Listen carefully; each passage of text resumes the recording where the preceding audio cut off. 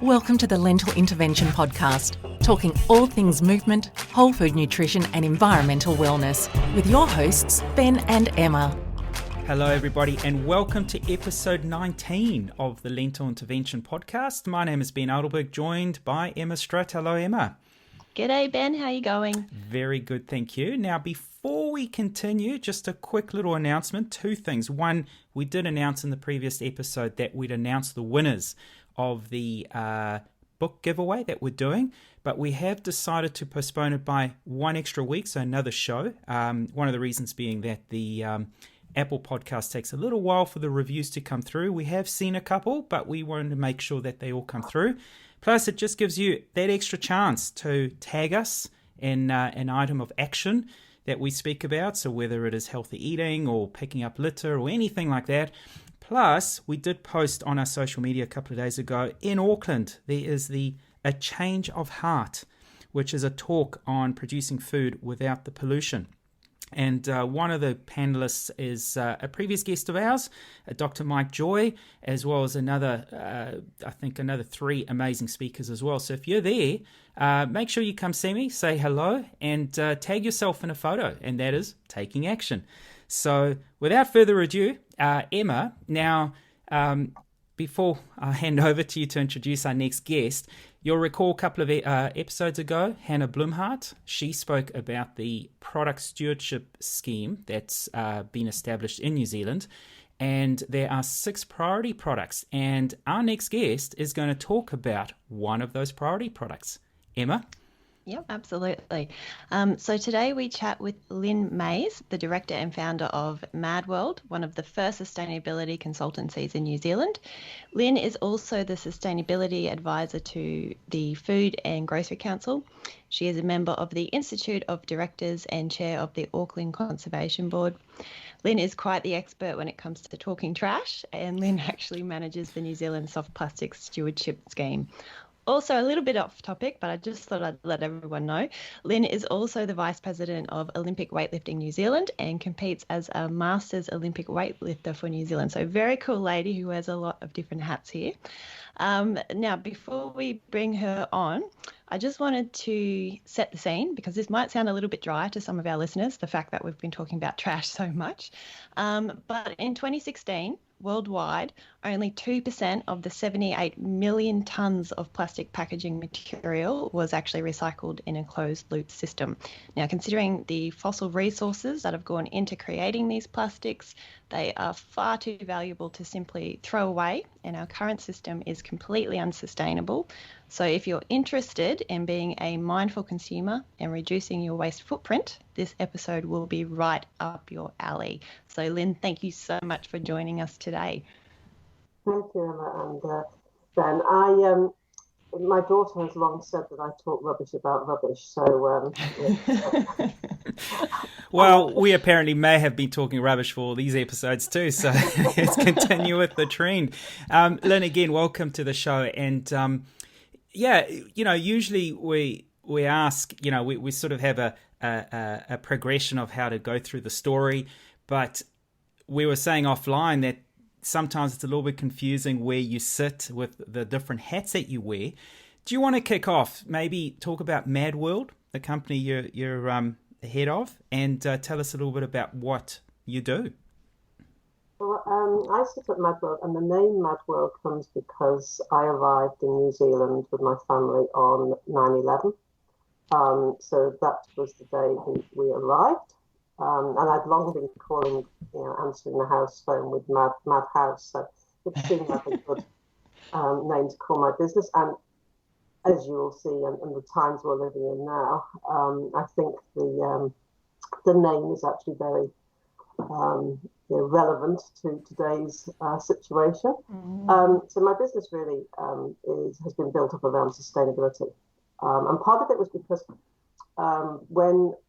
so I've worked for years for big multinational companies before I emigrated to New Zealand, and I've been involved in warehousing and distribution, logistics. I ran a warehouse for Marks and Spencer's up in Glasgow, and then I moved to Kimberley-Clark and I was the corporate communications director for Kimberly-Clark across Europe, Middle East and Africa. And all of that has really given me a real appetite, even back 20 odd years ago, for sustainability with logistics. I started getting involved in alternative fuels, and I worked for the company that serviced Marks and Spencer's, it's a company called BOC, and they introduced liquefied natural gas in their lorries. And so I used to do quite a lot of advocating for differential taxes for alternative fuels. So that's going back to, say, over 25 years. With Kimberly-Clark, it's a paper products company, and if you are working in companies where products are disposable, you really do have to understand where the paper and the fibre is coming from. So I set up the first sustainability group within Kimberly-Clark, and had the procurement function reporting into me if it was to do with fibre and fibre procurement, and to make sure that the for where I was operating in Europe, we knew exactly which forests our paper was coming from. So when I moved to New Zealand, it seemed like a really good opportunity to set up a business around the areas that I was really passionate about. And we moved to New Zealand because we came for the clean, green environment. And of course, once you're here, you realise that you have to work hard to get that clean, green environment. And so, I've worked for the past, I've been here 19 years now, and I've worked over that time with a lot of companies and organisations to, initially it was gradually move people along the journey, the sustainability journey, but that's really ramped up recently, and I think there's a lot more knowledge, passion and commitment to it. So that's, my business now has a number of areas. I have, as you said, a number of hats. I set up and manage the soft plastics recycling scheme, which is owned by the Packaging Forum. I am the advisor to the Food and Grocery Council on their sustainability issues, and they've got over 200 food and grocery businesses that are members of theirs. And then I have a number of clients, brand owners, packaging manufacturers, who I work with to help them on their own individual journeys. And then we also have a big part of our business that does greenhouse gas inventories for clients. So actually identifying what their impact on the environment is through measuring their greenhouse gas emissions, and then setting some pathways for how we reduce that. Clearly, our current environment where we are Zooming or Skyping or team linksing everywhere has reduced most people's travelling carbon footprint. But we need to see how that will be retained when hopefully at some point life returns to its new normal. So that's been the scope of my business, and I really love it. I love working with companies that want to make changes, and I love helping them do that. So it's and then with the other part of my I've been the Conservation Board, chair of the Auckland Conservation Board for 4 years. I've been on the Conservation Board. This is now my 7th year. And that's a board that's appointed by the Minister for Conservation. So it's a statutory board. I also am an independent member of the Association of Metal Recyclers. So that's bringing together my conservation passion, my recycling passion, and then my third board, as you said, is Olympic weightlifting, which is my sports passion.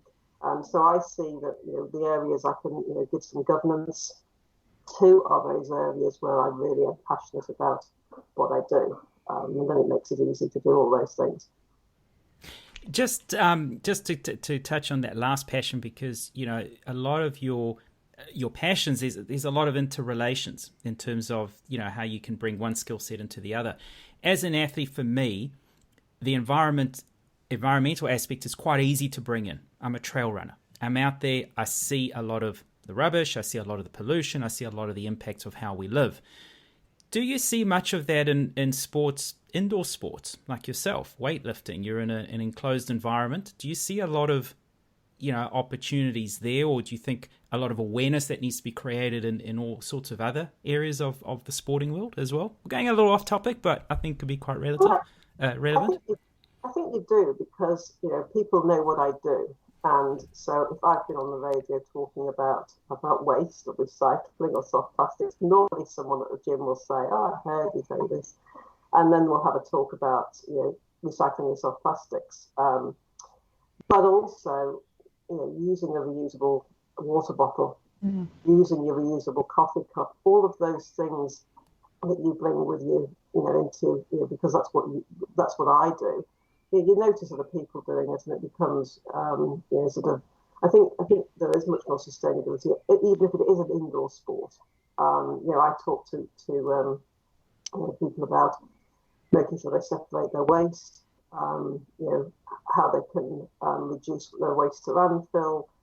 So even just whilst I'm doing my sporting bit, I'm bringing that sort of passion around the waste and conservation. And and then the reverse is true. If I'm presenting in my day job and I'm talking to people about soft plastics recycling or anything else I do, I always say when I get onto the platform now, and public speaking used to worry me, but when you got onto a weightlifting platform, and the sign at the back of you has your age and your year of body weight, there is nothing more terrifying than you can't be more frightened than that. So if I'm speaking to a large number of people now, I usually say, well, at least at the back of me, you're not seeing my age and body weight. Two things you don't ask a woman, really. And so I think you do interact between all of the things that you do, because they're all adding to each other. They add to who you are, don't they? Yeah, absolutely. So your gym is probably the cleanest, greenest gym in the area. So shout out to Functional Strength. So we got you on today to talk about a number of different things, but mainly to talk us through the soft plastic recycling scheme. So please tell us a little bit about that. That's different to curbside recycling, isn't it? It is very different. Yeah. So I've been involved in the packaging and recycling area for most of the time I've been here. And about 5 years ago now, a number of companies that I work with asked,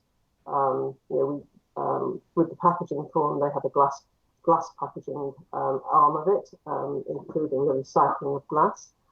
And they've got a public place recycling arm.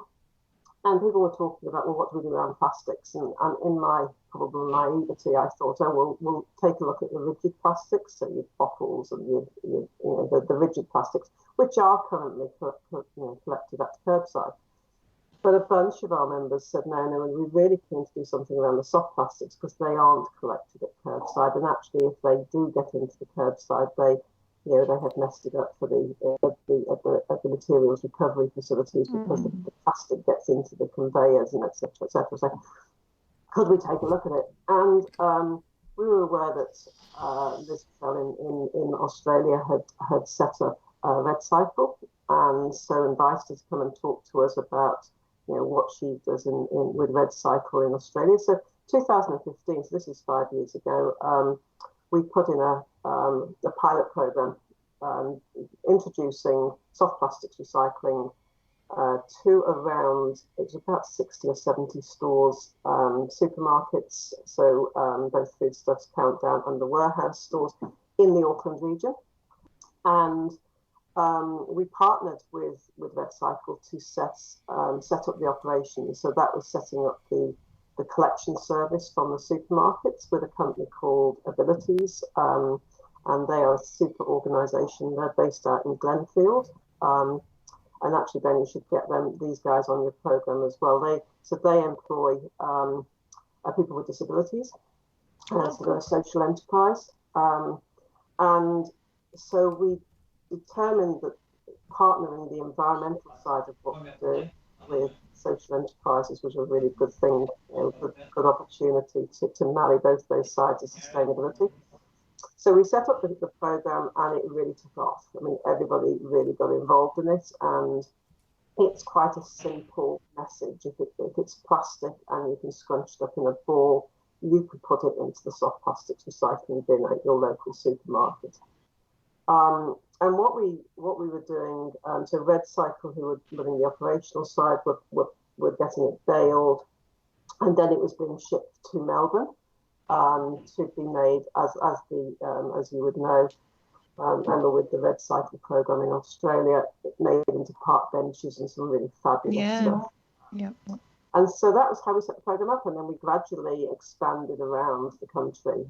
Our organisational side is different from the Red Cycle, so we did have a small, we had a $700,000 waste minimisation fund grant from, obviously, for the Ministry of Environment's Waste Minimisation Fund to set the thing up in the first place, and that helped us through the first 3 years with just growing and making sure we had the bins in place and setting up the infrastructure. But basically, it had to be funded 100% by industry.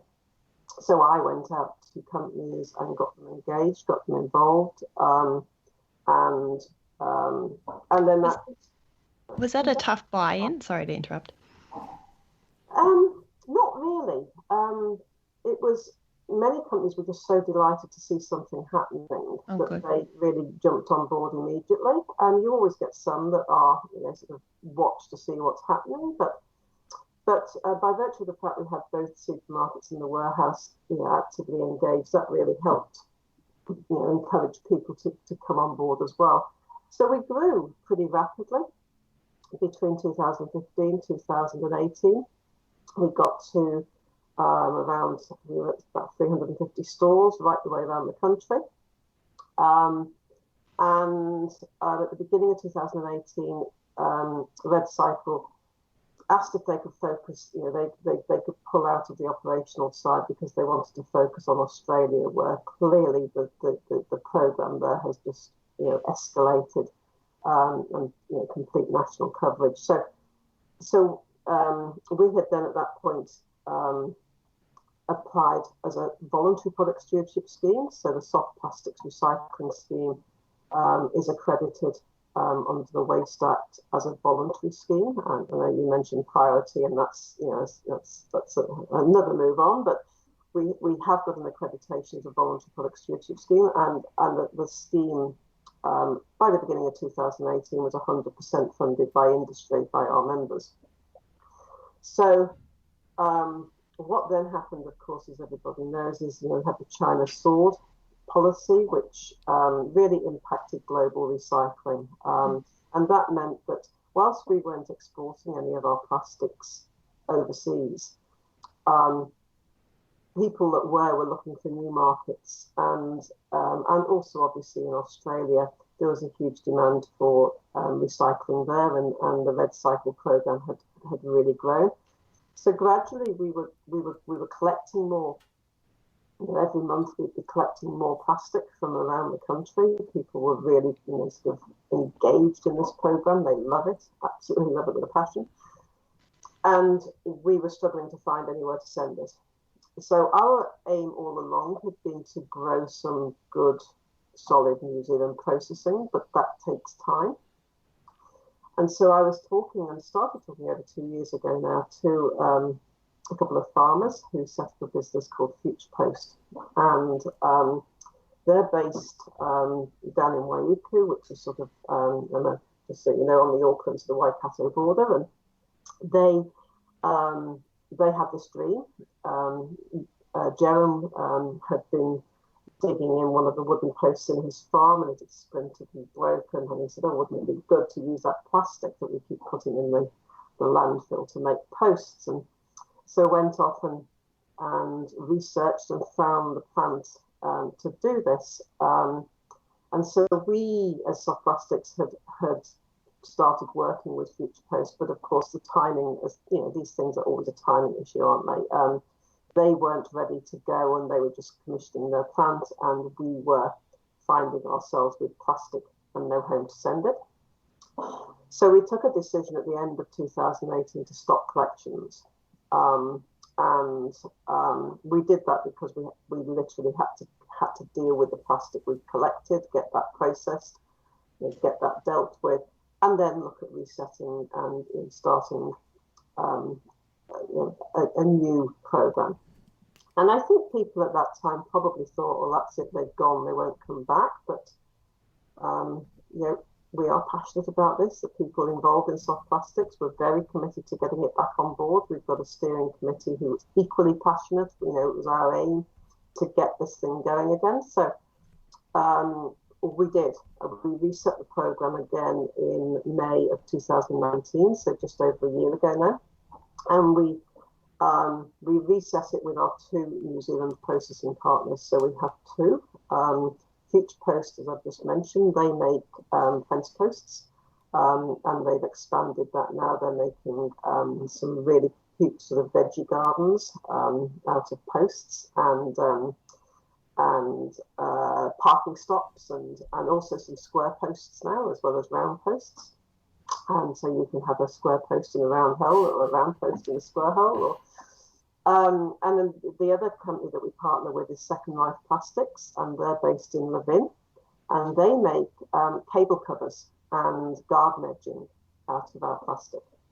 So we set up a program with where what we said and what we have done is we will only collect what we can immediately process. So we will not stockpile. We will not collect it. We'll work to the tonnages that our New Zealand processing capacity can accept. And I think generally, we've got over 9,000 people that follow us on Facebook, and they're really passionate followers of what the soft plastics is doing.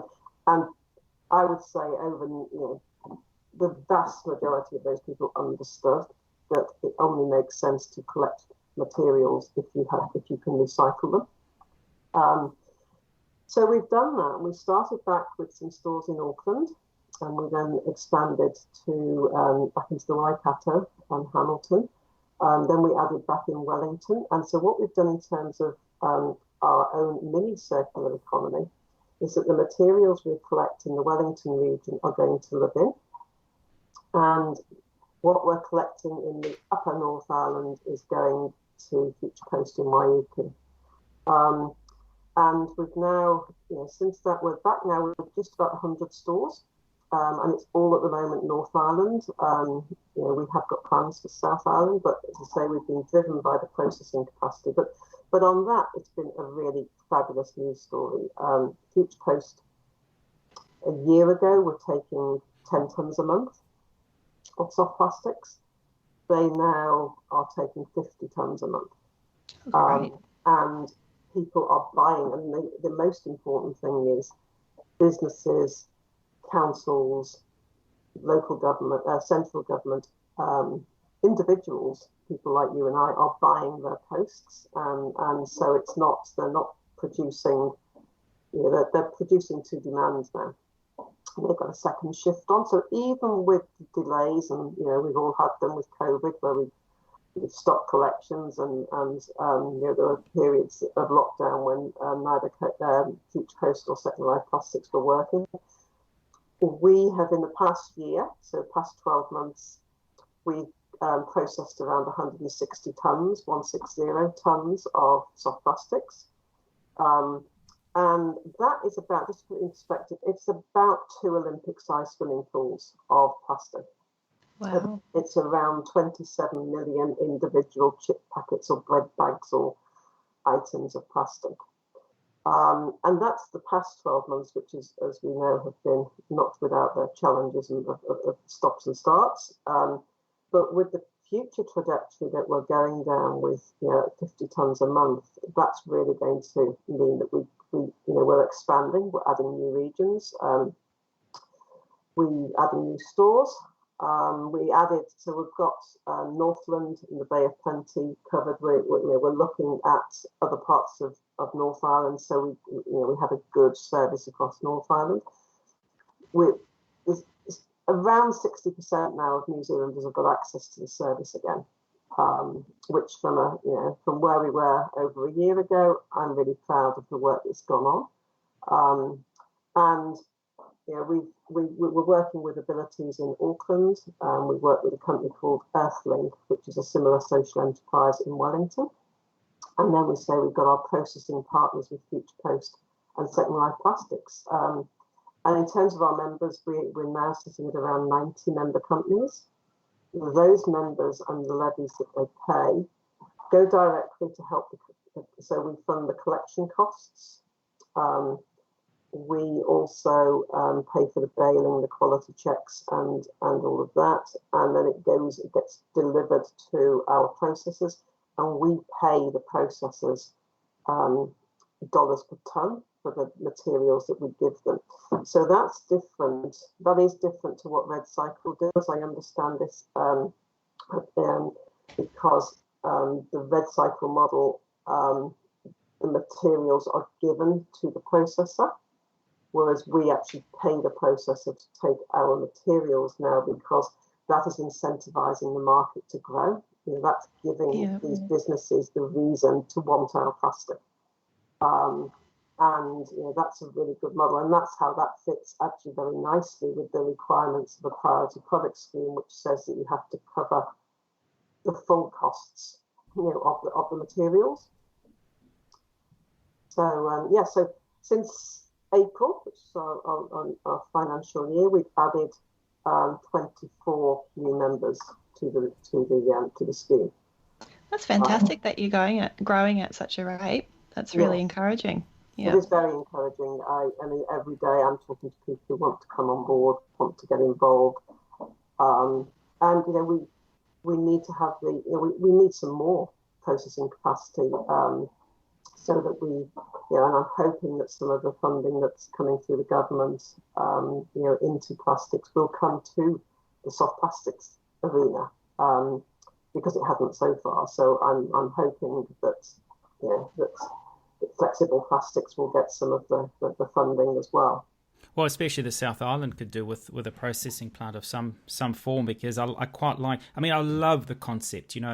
Soft plastic is something that I collect and I drop off at the bins, and as much as I try and minimise the use of plastic, it's still amazing how much I generate, because it's around so many components of frozen foods. There's certain packaging you just can't get away from, or it's harder to get away from. I won't say you can't, because Hannah Blumhardt has shown that you can. But I do generate, and it's so nice that I'll wash it, I'll dry it, and then I'm doing my part, and I'm dropping off. And I love the concept that it's a proper circular economy. It's going back and being repurposed for something else. The initiative is also trying to minimise add-on effects. So, collections around Wellington area is going to live in, collections further up north is going to future post. So again, you're trying to minimise as best as you can the extra impacts in terms of pollution and carbon emissions and all that. But the one thing is, I first came across Red Cycle when I lived for a short period of time in Brisbane, because it's on packaging, and it was kind of, can I recycle this? Hang on, what's this Red Cycle logo? Look it up. Great, it's a recycling program, but it's specific to, you have to put in a specific bin, etc., etc. But the soft plastic recycling scheme, is there much packaging that contains a logo? Yes. Because I only came across that more recently, because I saw one of the bins in the warehouse.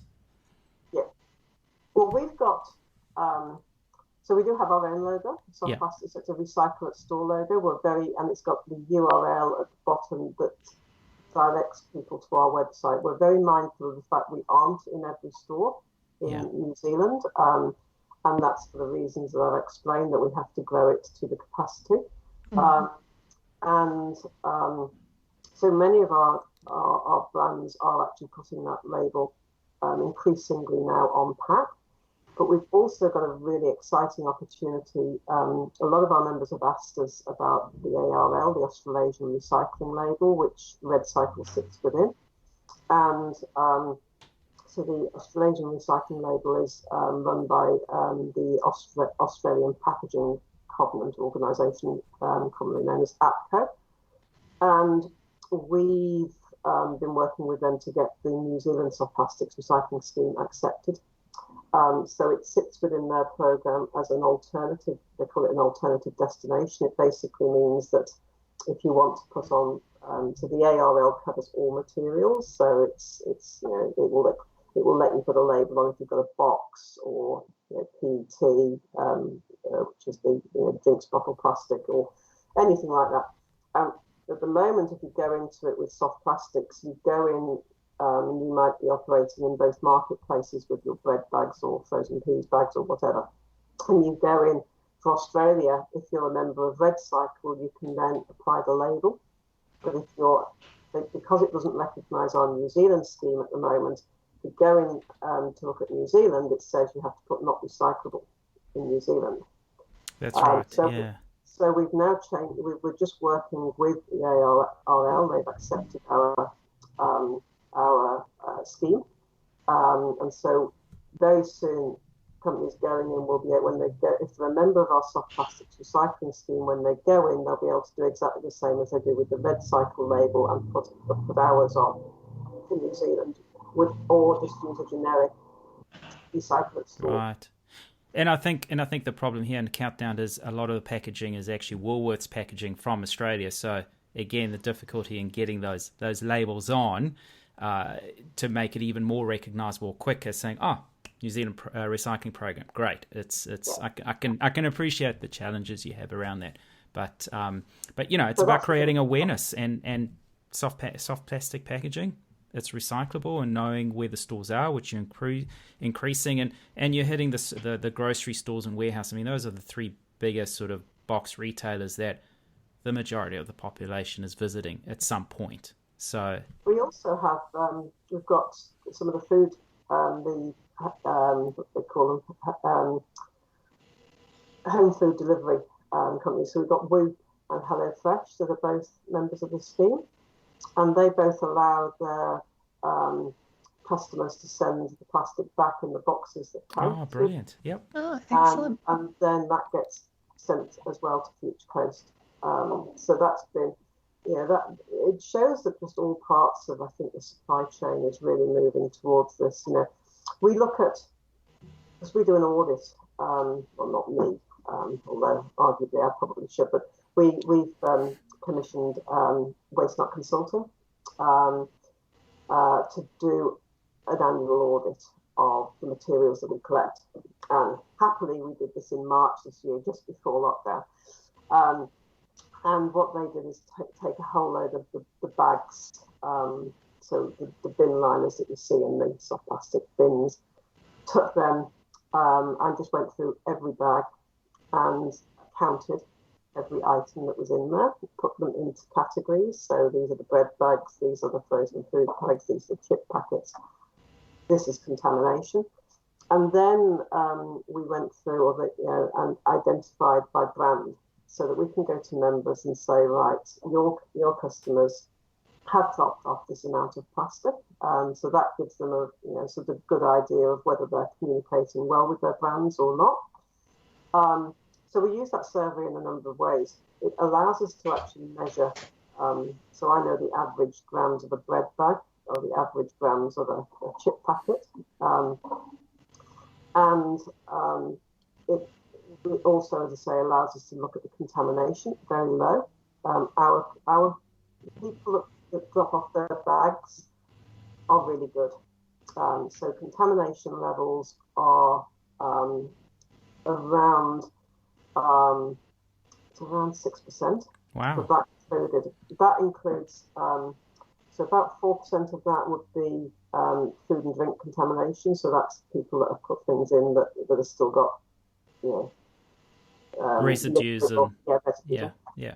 And the balance is people who put canning or something else that isn't plastic at all or isn't soft plastic at all. But most people that do it, and you can tell because if you're collecting at home, you'll know yourself, you put them in a bigger bag and then you take your bigger bag down. And so everything's stuffed into a bag. So you can actually tell what the consumer has done because it's all in the individual bag within the 240 litre bag. So we know that what the consumers are doing, and they're really good about it. It's very much clean, dry, and empty as we ask them to do. There's not a lot of, as I say, not a lot of contamination. And if we call people out for contamination, if we see that sort of thing, we will just put a thing on Facebook, and then everybody will lay in and say, "You've got to do this properly, otherwise I'll take the scheme away." But the other things it allows us to do is look at what we think the proportion of the industry of soft plastic materials we have as members. So we know the total capacity, because we've estimated that from unit sales of the categories we operate in. So be that, let's say, the paper hygiene category or the frozen foods or the courier packs or whatever it is. We look at the unit sales, and then because we've got the average weight for those unit sales, we can work out what the tonnes are. So there's about 5,000 tonnes of soft plastics consumed annually in New Zealand. Now, this is the post-consumer stuff. This won't be the back of house industrial plastics or anything like that. This is literally what's sold in the supermarkets or for consumption. And so that's our market. And then we've got around 70, the latest count I think is 74% of that market are members. So, on a voluntary basis. It's a brilliant conversion rate. Yeah. On a voluntary basis, we've got 3/4 of the team already in. So, that's where we're moving. And so that's, it's great to know that people are doing that, already. We're obviously very aware that plastic is now a priority product, as I think you mentioned earlier, and obviously Hannah did when she spoke. What that means for us is quite interesting. In some ways, we're not quite sure yet, because we have a voluntary product stewardship scheme. Theoretically, unless that's rescinded by the minister, then that can carry on for its period of being a voluntary product stewardship scheme, which is 7 years. So we've got the scheme accredited in 2018. So it has theoretically until 2024 to run its pathway, and we've been hitting, as you can tell from the conversation, we've set some really good KPIs and we're meeting them, and we aim to meet them. However, of course, soft plastics is one part of the plastic scenario. So we are very conscious that we'll work towards transitioning to being a priority product and applying as a priority product as soon as we possibly can. Important is the processing capacity. That needs to increase so that we obviously, as I said earlier, there is no point in us collecting things we can't process. I don't see a point in us collecting and then putting it in a rubbish bin. It doesn't make any logical sense to me to do that. And the other piece is around the geographic reach. We really do need to, within a priority scheme, we would need to have true national coverage, and we know we can get there because we did it previously before we stopped. We'll build ourselves back to that, and then we'll look at areas of how do we get to the really rural communities. Our program has been around putting drop-off points so that everyone has got access to one within 20 kilometres of their home or work environment. But we do meet the criteria. We are free. We're not asking consumers to pay to put the soft plastics in. It's a completely free service that is paid for 100% by industry. So, we've got to lift our game again. And with my lifting analogy, which I also do, we're continually trying to raise the bar in more ways than one. Can I just ask a question for the consumers out there? So in Australia, we're told to do the scrunch test to work out whether or not it can be recycled through these schemes. But I know RedCycle, this surprised me, actually can take the old green bags, so the reusable shopping bags. Do you guys take that? We can take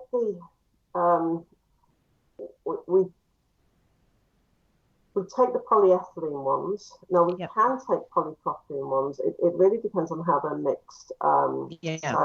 So Future Coast have a different materials threshold, slightly different to the one that RedCycle have. And I've been working through that with Future Coast and also with some of our packaging technologists. So there will be slight differences because that's an important part of being accepted within the ARL. Recycling label. But what we do at the moment is I know typically what they'll accept.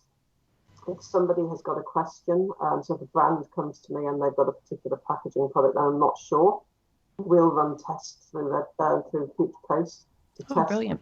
But it's a lot more.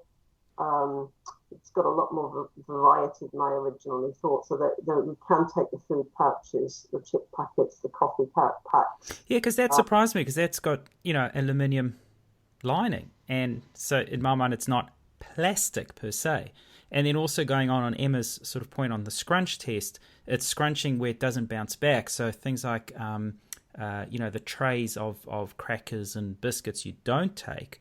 But then the bags that I have for frozen berries, it's quite a thick plastic, and that I scrunch, and it does bounce back. But you accept that, so it's kind of it's down to the mix of what it is. And this is the interesting piece. So those biscuit trays, the trays are typically a PET or a hard plastic, even though they feel a bit flexible.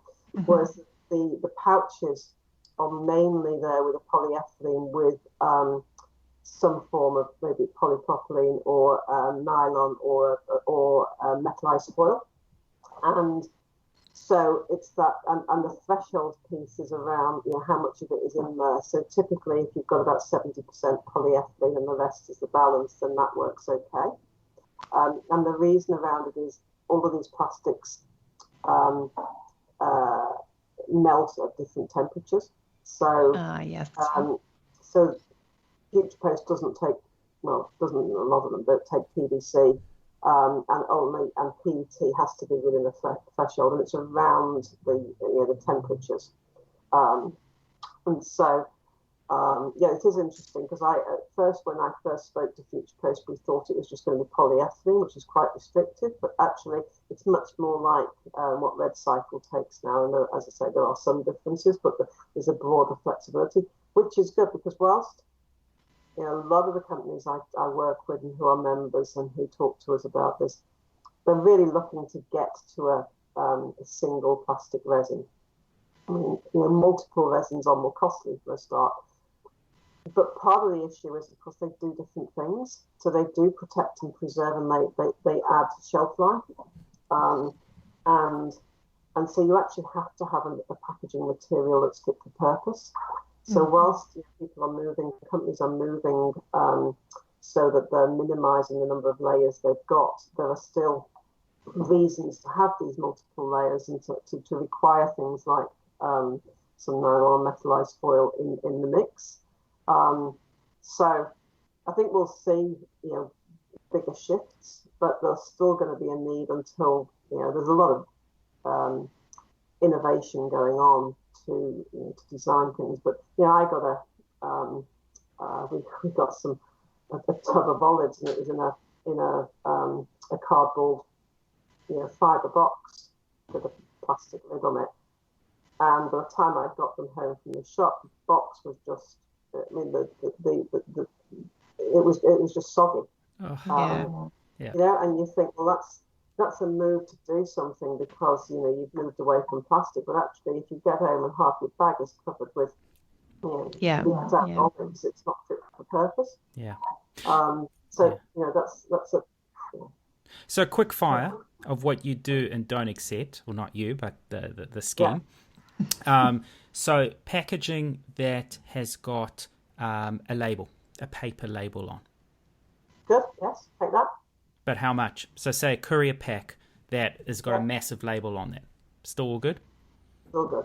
Packaging that has got, whether it could be, trying to think, okay, baby food. It comes in the soft pouches, but it's got the hard cap on, the hard plastic cap. Do we need to cut that off? No, you can leave what we say is rinse it out, clean dry, put the cap back on, put it in the Compostable packaging? Not at all. No, we do not take compostables, and they do. They can mess up our program. I mean, at the moment, the volume is limited, but if there's a big shift towards compostables, then that would not be helpful to our recycling program. Yeah. So again, chip packaging, packaging that's got that thin lining of foil that's acceptable. That's acceptable, included. Even the coffee bags. I think in Yes. Australia we might have an issue with the thicker kind of aluminium coffee packaging, if you know what I'm talking about Yeah, right the now. thicker stuff we do. We don't take the lighter stuff we do, and then it's Brilliant. down to those material thresholds. So what we do is, I mean, and if people who really want to get into this, if you look at our members on our website, that will tell you which products we take. Great. I mean, I'm doing a bit of work now to try and put a simpler guidelines out about what we do and don't take, because yes, I mean, you're asking very, very sensible questions about what we do and don't take, and it's broadened over time. So we take dog biscuits, the plastic bag, the wraps around dog biscuits. We obviously don't take the dog roll and that sort of stuff, but we take the dry dog biscuits, the bags, and we've also got one of the garden companies, TUI, who's a member, who the compostable, not compostable, they're garden bags, with garden soil and garden compost, and they're very clear on the bags. They offer very good instructions about making sure it's empty and it's been cleaned out. But we're seeing a lot more of that now with brands putting a lot more guidance, if not on the pack, if there's space, put it on the pack. If there's not, putting it onto their websites, particularly around dairy products, as you say, with the baby pouches and those sort of things. Yeah.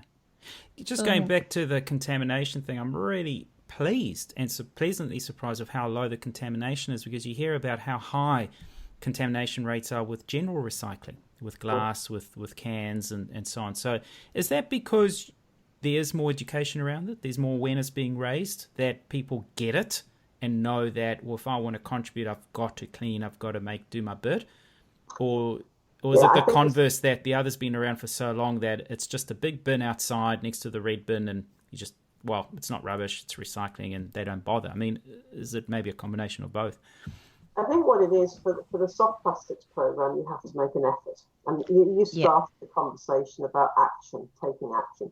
This is something which you have to take action. You have to make an effort to collect it in your home.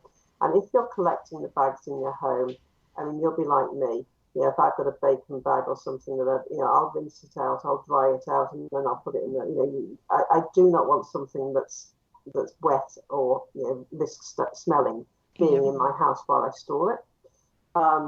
So more motivated consumers, basically. And then you take it down to the supermarket.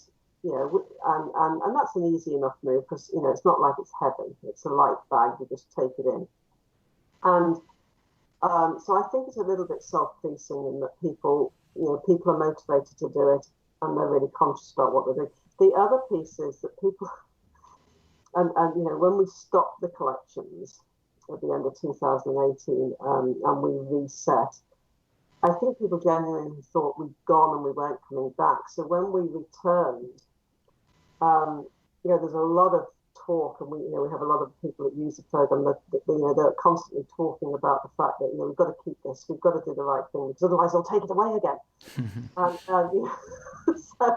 So I think we do have motivated people, because they are taking action, and as we roll out, I mean, the number of people every day, I've got so many messages on Facebook, so many people contacting me to say, when are you coming to my town? When are you coming back here?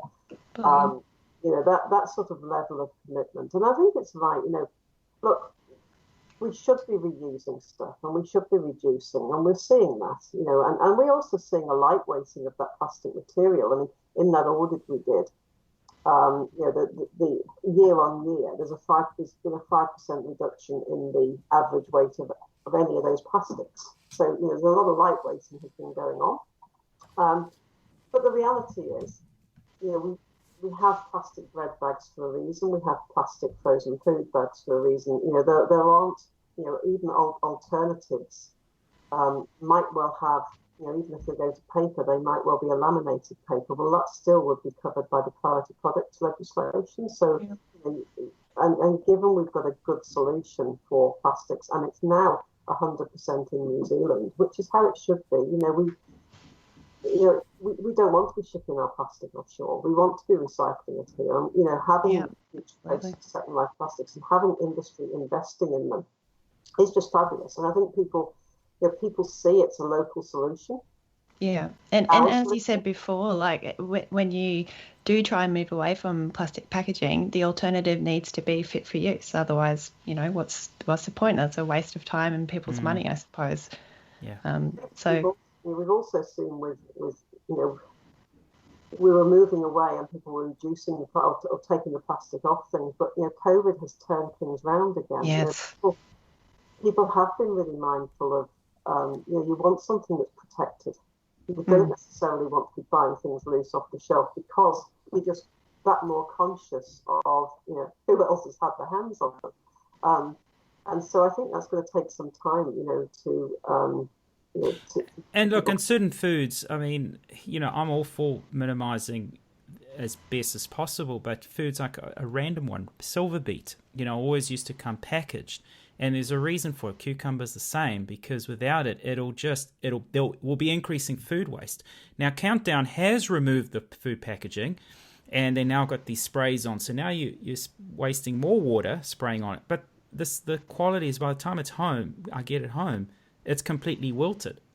Yeah. Whereas when it was in plastic packaging, which I could clean, dry, and send it off for reuse, at least could last a couple of days in the fridge until I used it. So it does serve a purpose. It's just we need to know how to, not waste. So if there's a circular economy, great. Part of it's going in my stomach and the other part is going into fence poles. Great. We're not wasting. So, I think as much as we want to live in an ideal world, we just need to recognize that we need to be more responsible. Oh, absolutely, yeah. No, brilliant. Look, Lyn, thank you so much. It's, when we spoke to Hannah Bloomhart, she mentioned that most important is to try and refuse, reduce, reuse. But like we've said, there is a purpose. There is, I don't want to say there's a need, but plastic is still being used in the world. And as much as we want to minimize, we still do consume.